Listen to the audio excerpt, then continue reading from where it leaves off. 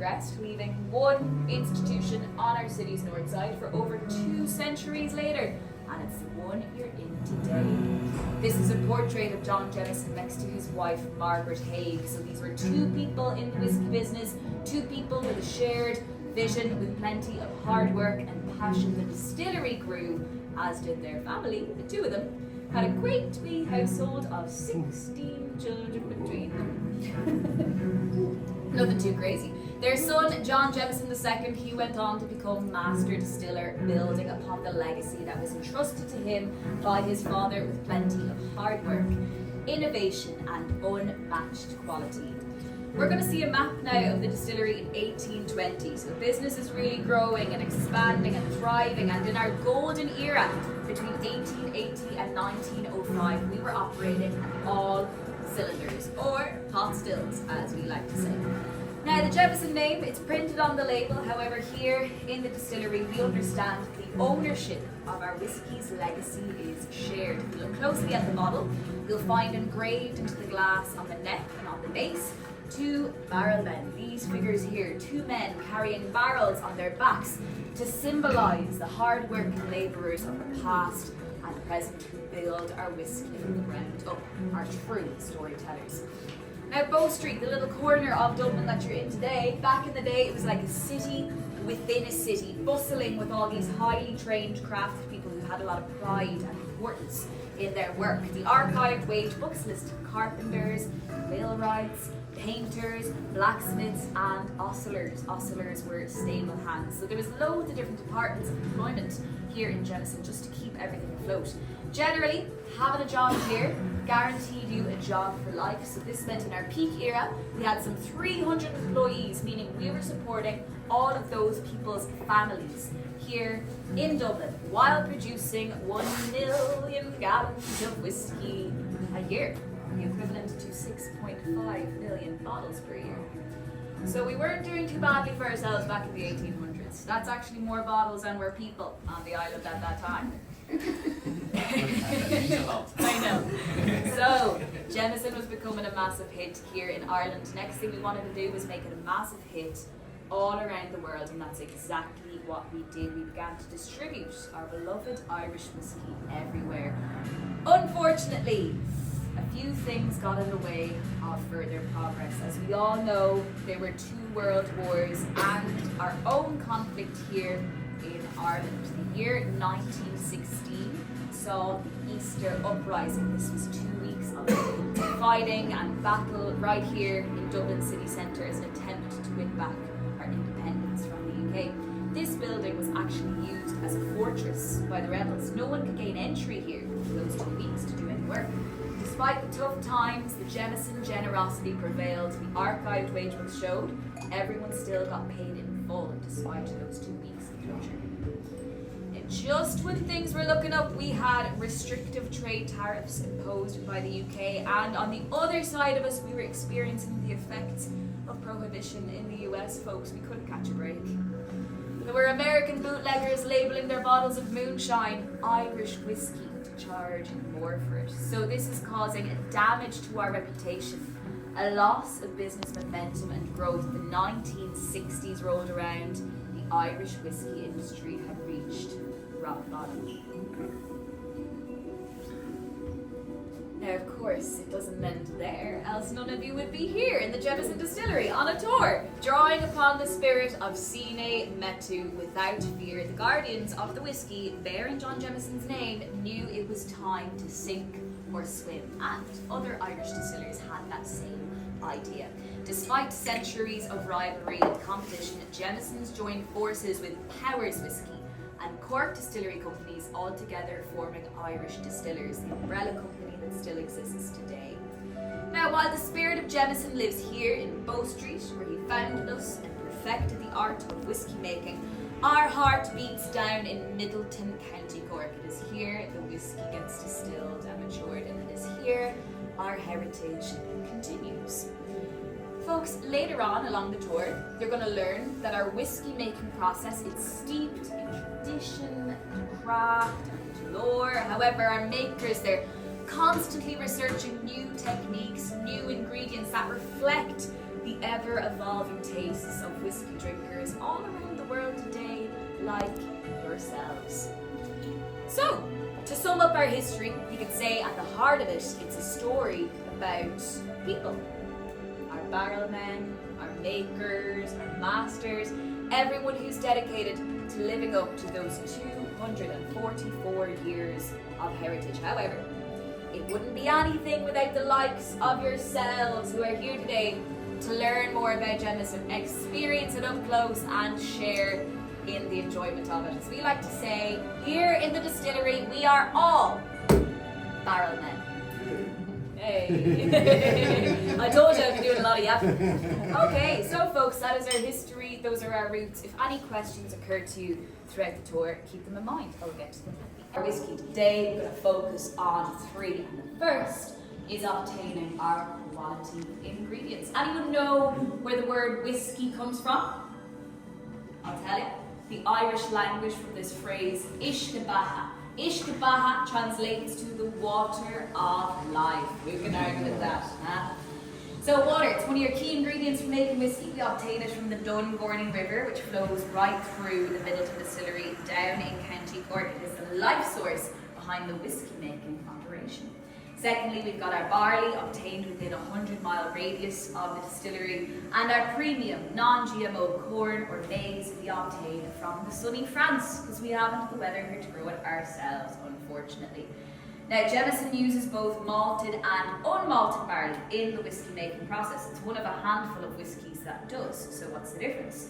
Unmalted is basically raw barley, which comes straight from the fields into production, still intact with a husk or a shell, which imparts a creamy, mouth-coating texture to the whiskey that also adds a hint of spice. Now, your malted barley, this goes through a malting germination process to bring out its natural sweetness. What happens is, the barley, it gets submerged in water for about 5 days. It's kept in warm, humid conditions. This is to make the barley function like it's springtime, meaning it's going to germinate. When barley germinates, it releases sugars and enzymes that we harness to use later on in the fermentation. First, we want our barley dry for milling, so we crank up the heat, dry the barley out, and that stops any further germination. Now, when we made our whiskey here in Dublin, we had malting houses which were lined with ceramic malting tiles. Guys, turn back to your tables there. Hands flat on the tile. Go ahead, hands in the middle. Yeah. There you go. It's a little bit warm, right?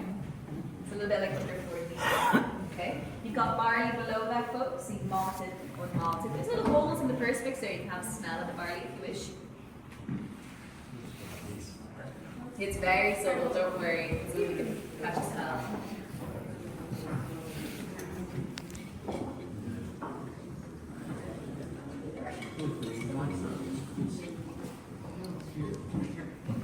Okay.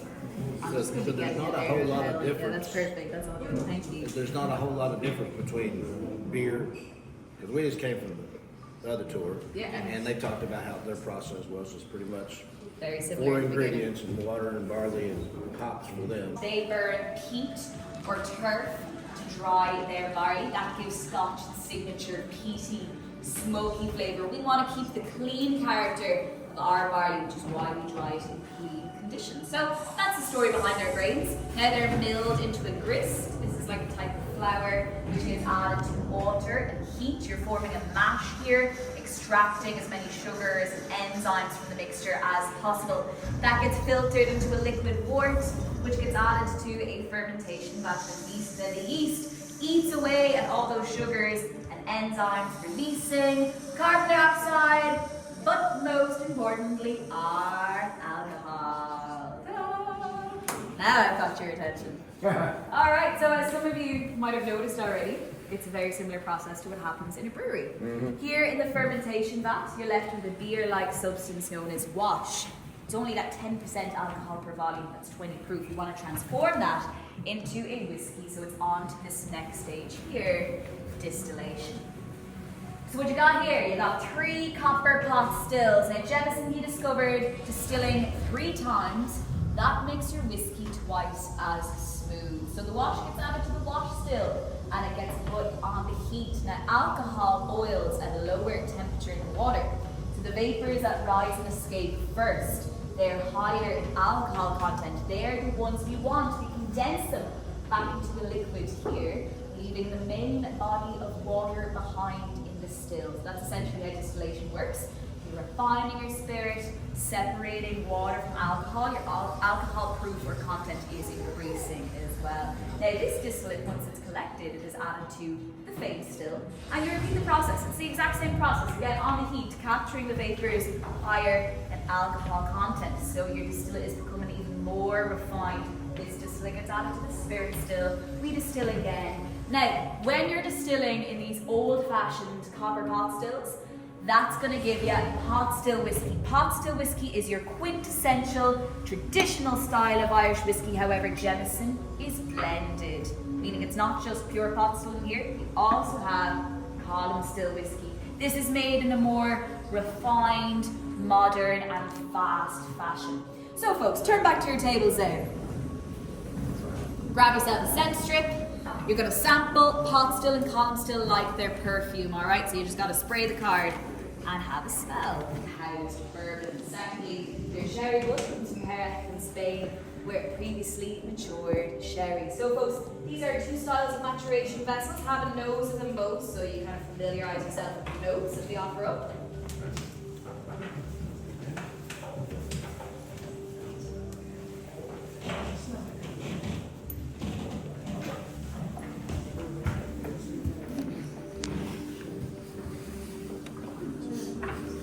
Yeah, you can tell it's bourbon.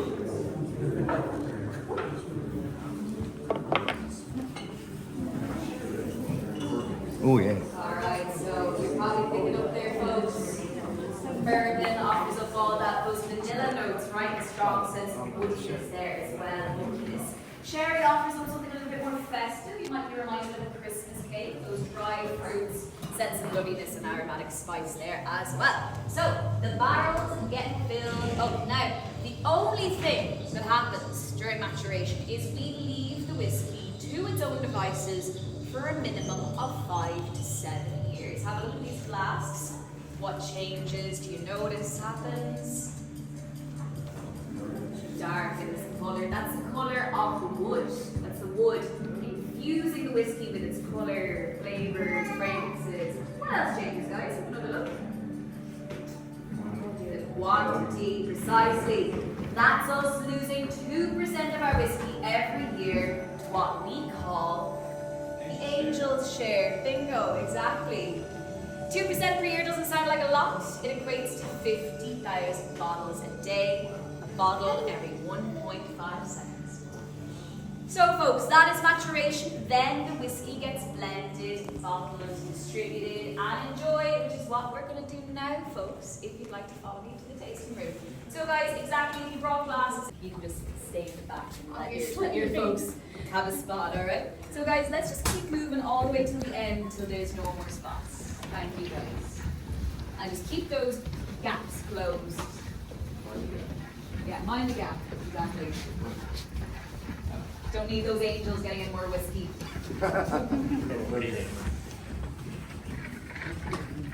Great guys, lovely stuff. I'm going to be right back to you. We're going to start things off here with a little documentary video playing up here. It's going to tell you all about Middleton County Cork. I'll be right back to you folks, alright? So we should all have one spot each. Did we lose people to the restroom? They on their way? Here they go. Okay. I wouldn't put that on you, they're too much work. So we might close those gaps, guys, and if they do come along, here we go. Lovely stuff. There we go. Thank you so much, folks. This way I will get the spot. Lovely. Sherry chocolate spice or a vanilla sherry. Right. Mentioned earlier, the heart of our whiskey making operations lives in Middleton, County Cork. What you can see here is our old Middleton Distillery. That began operations in the early 1820s. And appearing in the back, we can see our modern Middleton Distillery, where we make our whiskey today. We produce over 60 million litres of pure alcohol every year, making us one of the biggest whiskey distilleries in the world. The distillery operates 24/7 year-round, only closing for 2 weeks for maintenance. This is our still house, which houses the world's largest pot stills. each holding 80,000 litres. We have 3 sets of these pot stills in the main distillery to keep up with our growing demand. We mature our whisky in 2 locations.